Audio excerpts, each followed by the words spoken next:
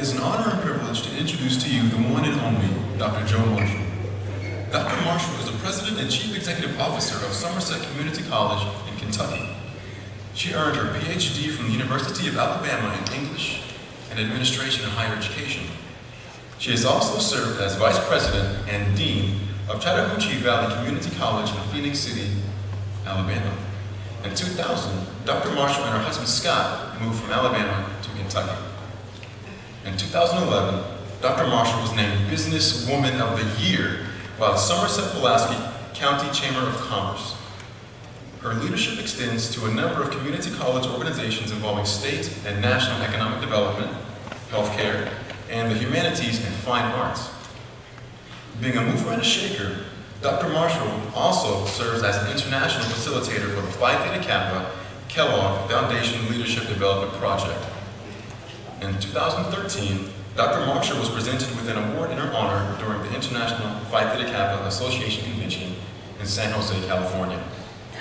The Marshall Leadership Award was created for Phi Theta Kappa advisors at community colleges to encourage their professional growth beyond the completion of professional degrees.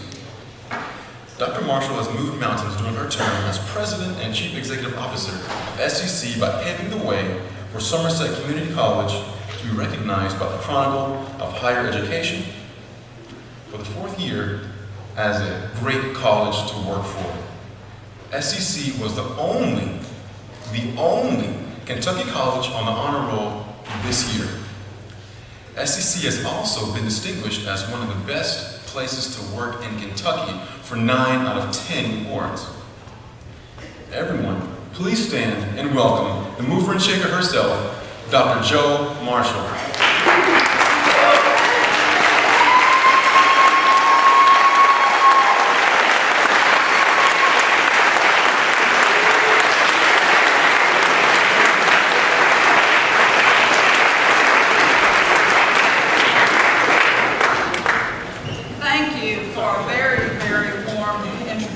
A little exaggerated, but otherwise good. I guess maybe you were using what we sent you, right? I should go back over and check it for the truth. When Debbie first asked me to come to this event, she had hoped that it would be a team. My leadership development partner, Dr. Lee McCain, and I do a lot of leadership certification sessions, but we couldn't work it out for both of us to come. So she asked me then if I would come.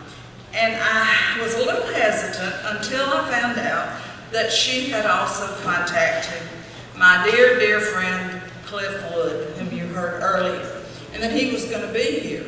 And he has been so elusive in the last few years now. He and Lori both have told me that they haven't moved. It's just been the rest of us who've had trouble deciding where he was. But I've not been able to touch base with Cliff, and I thought this will be a chance to see him. So I will go. Plus, I've been privileged while he was coordinator and even later to be involved in the Texas programming for quite a while. Some of my greatest Phi Theta Kappa friends ever were from Texas and are from Texas. And so I thought it'll be good to go back because I feel like that's almost a second home. So I'm very happy to be here, but then she threw the bomb. She said, I said, what do you want me to talk about? And she said, Harry Potter and Gryffindor, whose motto is leading through courage and determination and chivalry. And I thought, good lambs, I've talked about a lot of things, but not Harry Potter.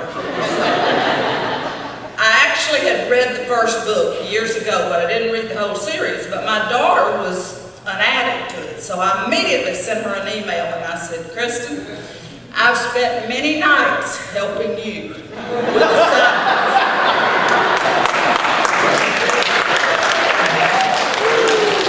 And now it's my turn to ask you, I need some help. What am I going to do with this topic? And she sat back and said, Mom, you probably can find out all you want to know about it on Wikipedia.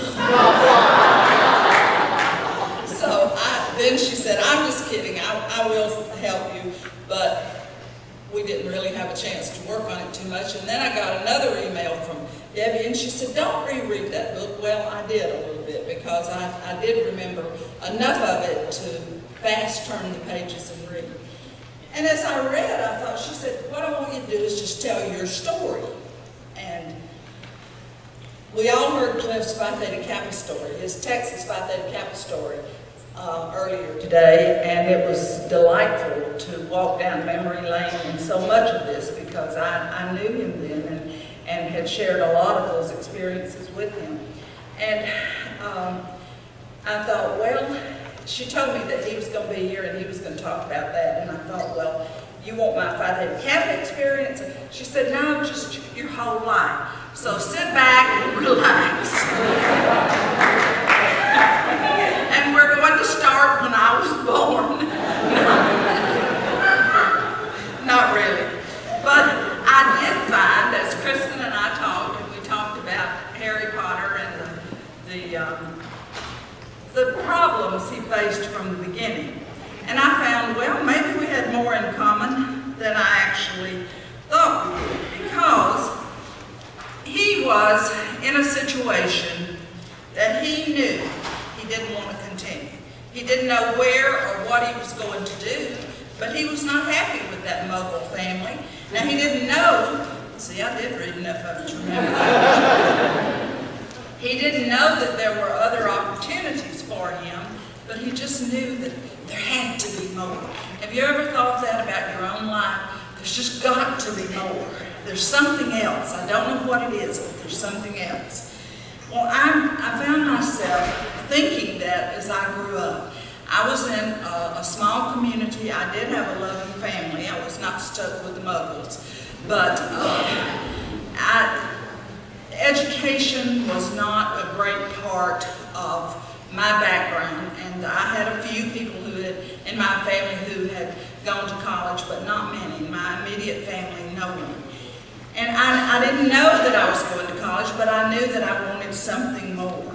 And I remember in the 11th grade that we all have to have mentors, or we're lucky if we have mentors. And I was fortunate enough to have an English teacher that was absolutely wonderful. And in an 11th grade American literature class, I was introduced to Henry David Thoreau and his writings. Now, many people think Thoreau's boring, but there were just absolutely some words that came out. She made it come alive. And one of the things that he said that I just kept thinking about, if one advances confidently in the direction of his dreams and endeavors to live the life which he has imagined, he will meet with a success unexpected in his common hours. And I just kept thinking, how do you advance in your dreams if you don't know where they're going to take you or where you're going to go? And it was beginning to get to be time to think about college. And if we had had a community college in my community, that's where I would have gone. We didn't have one. We had a small teachers' college fairly close by that a lot of people went to. And Miss Powell, my wonderful mentor, said, you don't need to go there.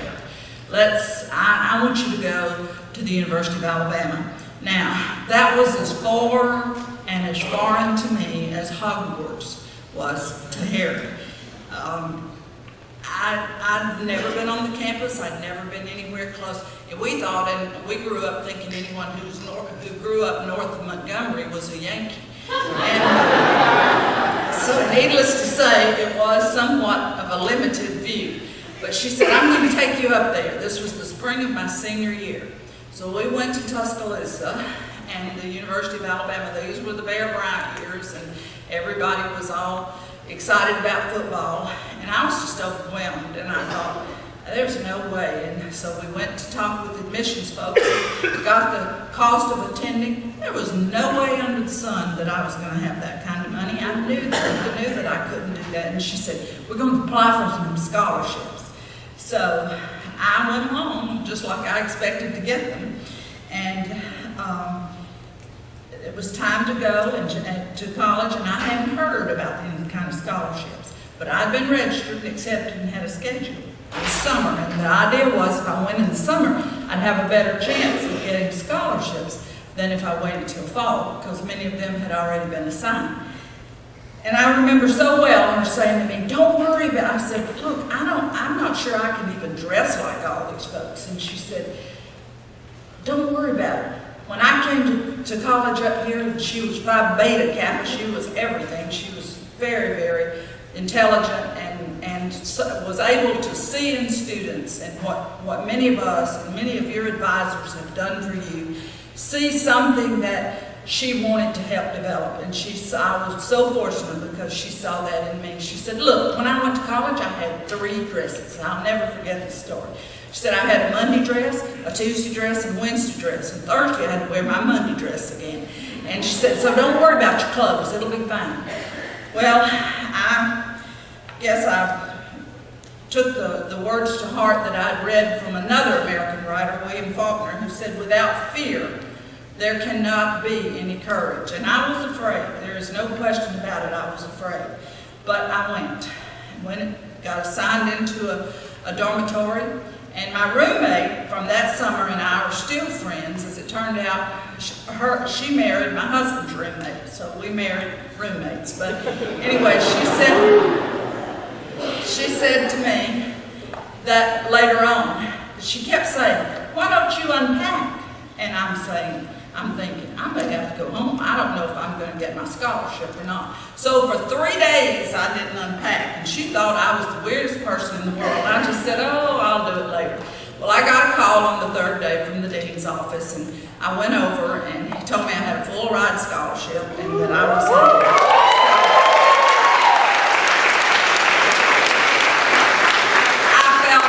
I felt that I then had just truly been blessed to have that. So I thought about all of the things that my mother had said to me throughout my childhood, and there was one Bible verse that she kept saying and that I sort of claimed as my own, and it was this, that I can do all things through Christ who strengthens me. And my faith was very strong, and I thought, okay, I can do this.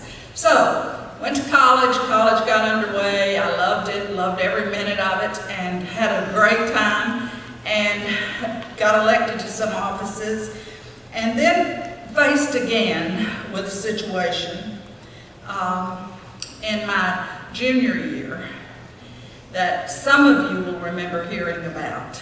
I'm just reading Ken Follett's 3rd book in the trilogy of the 20th century, and it's about this era. And he's going into great detail about this time in Alabama when civil rights was really not a popular thing in Alabama. And the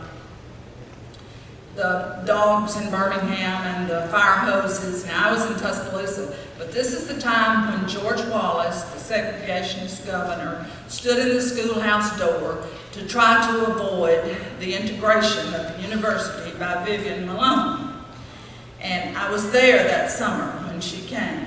And so I was president of my residence hall, and the house director said to me, "Vivian Malone will live in our dorm, and I want you to reach out to her." And I said, okay, but I swallowed really hard because I didn't know. I just didn't know if I could. I knew, and I don't know how many people can even understand this today. My children can't, thank goodness. But I knew intellectually, I knew with every part of my being that it was right, that she had a right to be there, that it was her university too, and I was glad that it was happening.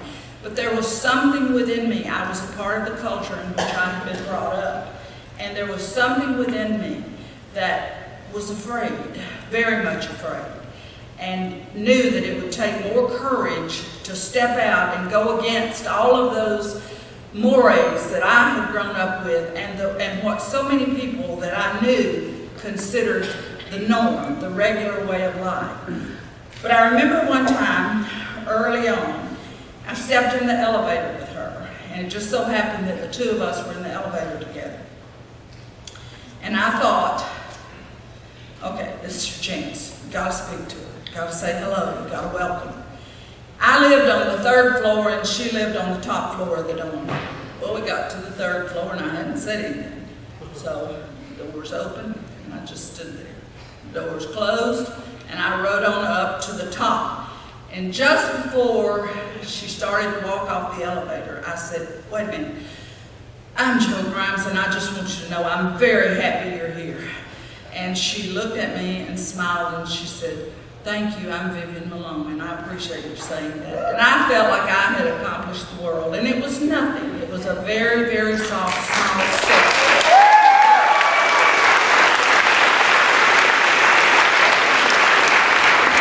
It was the courage. I found the courage again. By this time I knew that I was doomed to be an English teacher because I loved literature, and I found that poetry spoke to me in a way that nothing else did. And I just kept thinking as I was thinking about what was happening, and I was watching my world change right in front of me. And did I go and demonstrate, as my son said to me, well, Mom, why didn't you march? And I just didn't. It just wasn't. There are other ways, I think, to be courageous. If I had it to do over, I probably would. But at that point, I did not. And because I didn't see myself in that role, that you have to take little steps before you can take big steps. But I would hear in my mind Langston Hughes's poem, what happens to a dream deferred? Does it dry up like a raisin in the sun, or fester like a sore, and then run? Does it stink like rotten meat, or crust and sugar over, like a syrupy sweet? Maybe it just sags like a heavy load, or does it explode? And I saw it explode. I saw the dream that had long been deferred, the freedom of a people, I saw it come to explosion in many ways that summer and that year.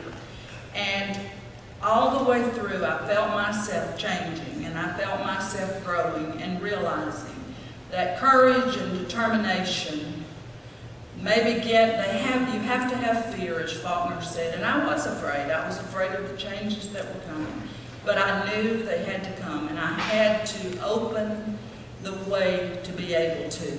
Another Faulkner comment that I later became very aware of was his statement, you cannot swim for new horizons until you have the courage to lose sight of the shore. And it was very difficult to do that and to realize that I was moving, I was growing in ways that I had not ever foreseen. And I would venture to guess, while you may not have faced that particular incident, that how many of you in here have found yourself growing in ways that before you began college, you didn't have any idea you would be? Have you found yourself thinking liberal thoughts or thoughts about the world in a way that you had not before? If so, raise your hand. That's why I guess we call it education. And that is what I find one of the most challenging things about college, whether you're here as a student, as a teacher, or as an administrator. We keep learning, we keep moving to new horizons, just like Harry did as he went away to Hogwarts. Now you think about that experience for him.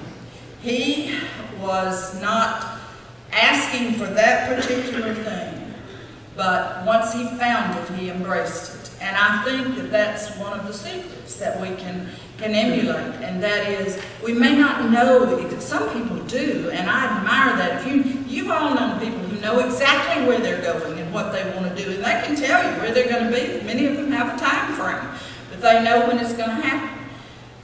I didn't, but each step of my life, it was as if I was at the right place at the right time, and something good or somebody good came into my life. And I see that in the same way that as you read Harry Potter and you think of what he learned in Hogwarts, he found the friends he needed, he found the mentor he needed there in Dumbledore, and then he also found what we all have, and that was his enemy or his challenger in Baltimore. And as I moved into college teaching, I realized that these students, these community college students, were really something special because many of them had passed the opportunity by to go to college right after high school. But they were coming back, and many of them knew now that they wanted to have to find that new life, to leave the shore for something better, for something more. And I was so happy to work with them and be a part of it. And then in 1971, I got a phone call that changed my life. I didn't know it at the time, and I resisted it. And Cliff can tell you this. His was sitting down beside him saying, "Hey, honey, I need you to, don't want to talk to you." Mine was over the phone, first of all. And this is Margaret, and I just want to talk to you about Phi Theta Kappa.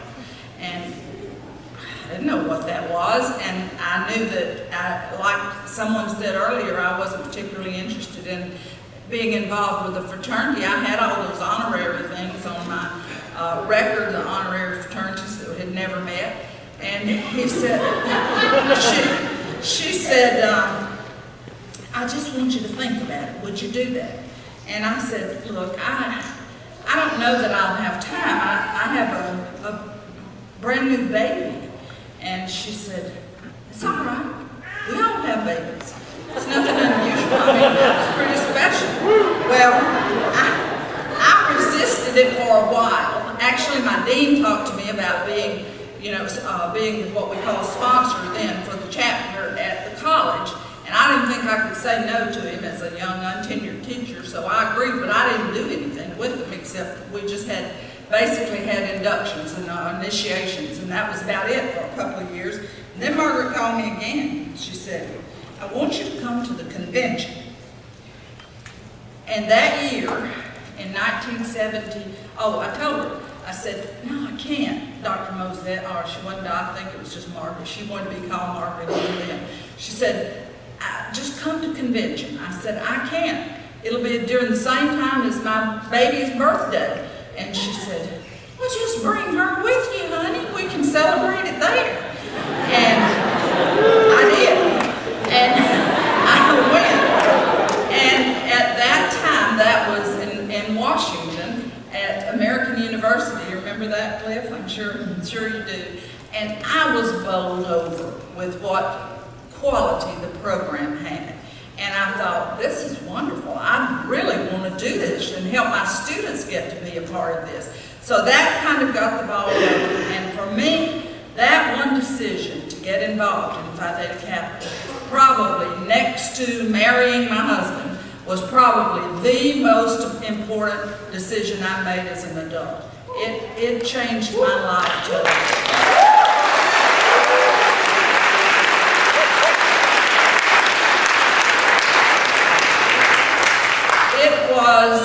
I wasn't privileged to be a member the way you are.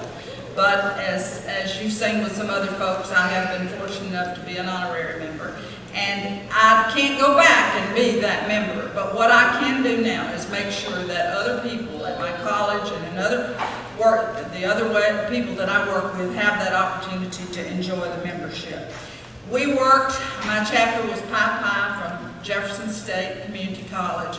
And I found out I met in that second institute, I met several people from Texas that became wonderful friends. Mary Wiley, I don't know if any of you remember her, wonderful. Robert Giles, one of the greatest guys I've ever known, Cliff Wood.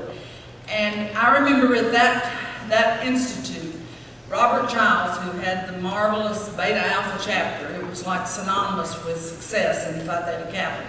And he said, "You act like you're serious about this and you're not in it just to party." And I said, "I'm not." And he said, "You really want to have a good chapter?" And I said, "Well, yes." He said, "Well, I'll tell you how." And so we sat down and talked for about 2 hours.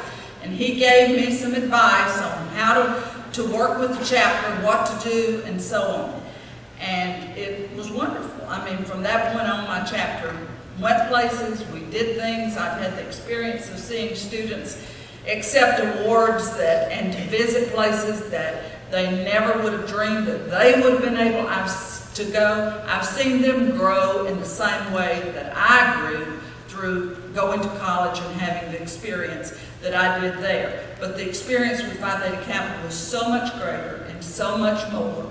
And with the leadership that we had, and I got to know Rod as a student at that point, and the leadership in this organization and the foresight and the planning and the involvement that it has and that it wants to have for the students and the opportunities to grow, it's never satisfied with remembered joy and with all the different things that have been accomplished. They're still striving for more. They're still going on and on. J.K. Rowling wasn't satisfied with one successful book. She wanted more. She wrote more. And that's the way Phi Theta Kappa has been. And I would say to you that there are ways that you can work with this organization while you're here, when you graduate, and when you're in the community. You won't be a member again. It's not the same relationship, but there are opportunities to serve. And many of you I know here, like Laura Dupree, continue to offer that service. And it's wonderful to see it because this is the organization that probably has changed more lives than any other one that I know of. It's unbelievable. And when you try to tell people about it, they look at you like, that they just don't have a grasp of it. It's just amazing what it's done for us, and I know that you share that feeling. I remember when my chapter won the first major award that we won. It was the Milestone Award. 2 years after we got really involved and got active. My chapter president was a little nursing student. Don't ever let them tell you that nursing students don't have the time to be involved in Phi Theta Kappa. They do if they want to. And Claudia had worked really hard, and we had a good group. And this time, I was at convention, and I had another baby. He was 3 weeks old, but he was with me. I brought him with me. I had learned that you can work it all out together. You can do it all. So my husband went with me, and we had my 3-week-old son there with us. And they gave him a little trophy called the Phi Theta Kappa Baby of the Year. And later on in his life, as he got a few sports trophies and so on, that little Baby of the Year trophy was still there in his room. But anyway, we were there at the convention, and when they called the award, I actually think Margaret made up that award for us because I don't think they'd given it before, and I think she thought, poor Joe, they're not going to make any, Robert Giles is going to take everything away from him. They're not going to win any of that, so I'm going to give him this little award. So she did, but it meant a lot to us, and the little nursing student was crying afterwards, and one of the ones in the group said, Claudia, why are you crying? You're acting like it's a funeral. And she said, no, it's not a funeral, it's a birth. It's a birth for our chapter, and it's the hardest labor anybody ever had. The chapter went on to be most distinguished chapter 3 times, to win, I guess, every award that there was. And it was sad for me once more to leave that chapter, but life continues to call. And one day, because one thing that I will have to tell you, that when life got really complicated, I would often say, and my husband would say, Joe, you're going to have to slow down. You just got to slow down. And I'd say, okay, I'll give up Phi Theta Kappa. And he said, nope, can't do that. That is the key to everything you like. You have to think something else to give up. And I'm thinking, well, it's either you or Phi Theta Kappa.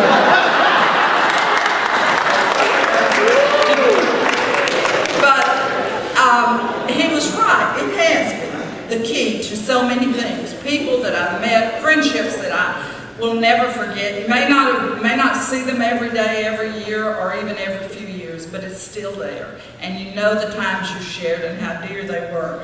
And it's just very, very special. And in 1995, I got a call from someone I had met through Phi Theta Kappa, a college president. Now, I thought he was a pretty nice guy.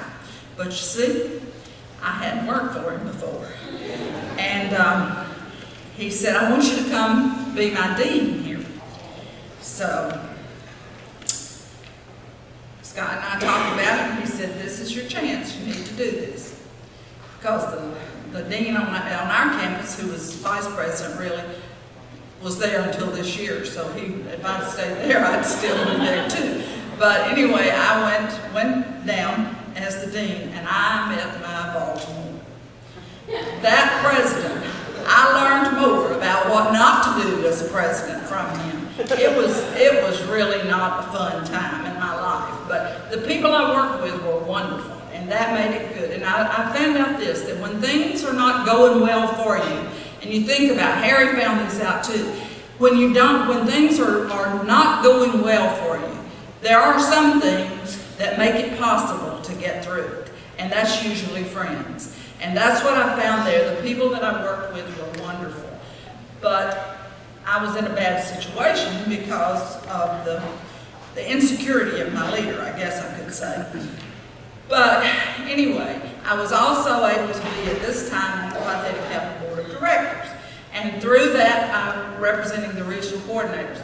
And through that, I met and got to know very well the chair of the American Association of Community Colleges, Mr. Dave Pierce. And he started talking to me about being a president.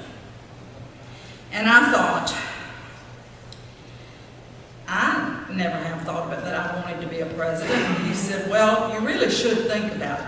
So from that point on, he gave my name to some people, and other doors began to open up. But during all of this time, Margaret was getting ready to retire.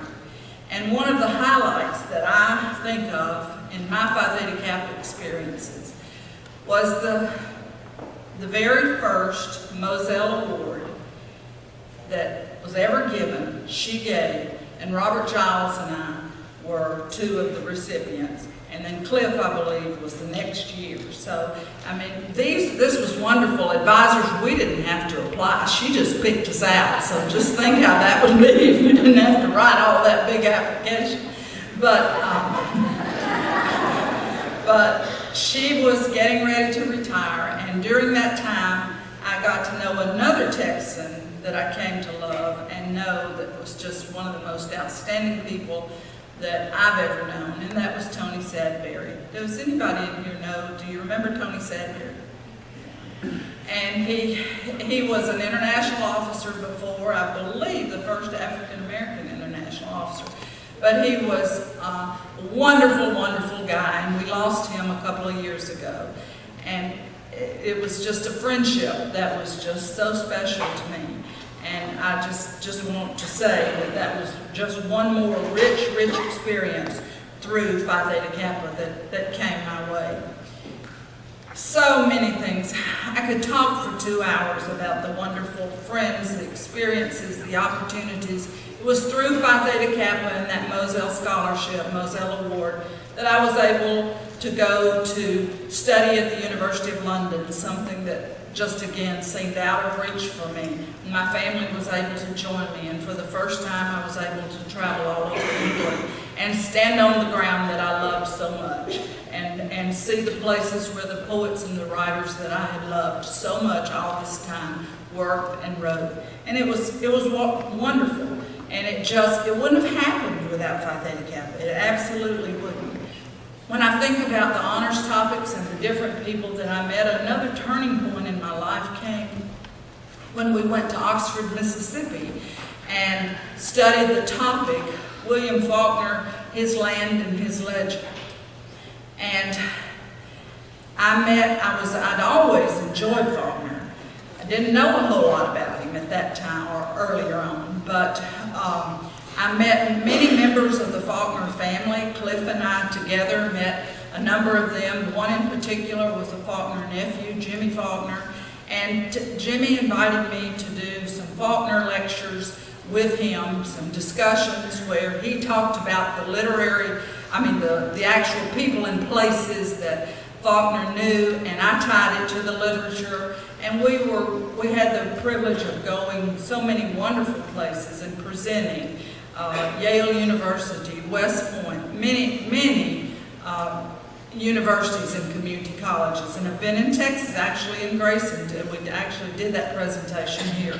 So once again, Phi Theta Kappa opened that door. There's so many. There's nothing that happened positive in my professional career that was not starting through my interaction with Phi Theta Kappa or through someone that I knew. And as David Pierce encouraged me to think about being a president, around this same time, another major milestone occurred in that I participated in the Leadership Development Certification session and met another, a person who became one of my very closest friends, Dr. Lily McCain. And we talked about the session and talked about, you know, all the different things we would have done. And I guess somebody overheard us because the person who was leading it came to talk to us. And we were both pretty outspoken, and we told him some of the things that we thought was wrong with the way he was doing. And he said, okay, why don't y'all help me facilitate at the next session? And we looked at each other and said, okay. So he came, the next session, we actually observed. And then the session that we were supposed to help him facilitate, he wasn't there. And we were in front, we had a group of 30 people who didn't have a clue that we didn't know what we were talking about. And so we had a 4-day session, but we learned, just as you've done, faculty who were in here, in every class you've ever taught, we learned more than the students did, by all means. And then from that point on, we've done quite a few of the, how many of you have been through the leadership training? How many have been through with Lily and me? Okay. That was such a wonderful experience early on, and we continue to do it. We did one in July and in California, and it's, again, that's a special time because not only do I love seeing Lily and catching up with her, but catching up with our children and grandchildren. And we stayed together for a while. We both have 2 children. One went to medical school, one's a teacher. And then our grandchildren were being born right at the same time. Then both of her daughters had twins. So she got ahead of me in a hurry with that. But in 2000, then I got the call from Somerset, from Kentucky, to find out if I was interested in coming to Somerset. And I said, where's that? And he said, it's south of Lexington. I said, I've never even heard of it. And he said, well, why don't you come up and look at it? And so I did, and I found a college and a community very different than any that I had known. But remember, I was at the college now where Baltimore was. And so I knew I wanted to go somewhere. And I thought, okay, this is a possibility. But I had some other applications in, and I had some interviews scheduled. And so my husband said, I want to go up. I said, I think they're going to offer me this job. And he said, well, I want to go up first, and without them knowing I'm coming, and just check it out. So he did, and he called me and said, I like this place. I think this would be good. So in 2000, I canceled the other interviews and accepted that job. And Kentucky has been home since then. It's a wonderful, wonderful place, a great college. I love being there. My husband and I had a wonderful experience, but I was frightened. I was scared. I really didn't know if I could do this. And if I'd known all the real truth about the college, that it was about to lose its accreditation and all this kind of stuff, I probably wouldn't have gone. Your president here was one of the ones from the SACS committee that gave him a bad report. But I didn't know that until today, but he told me he was one of them.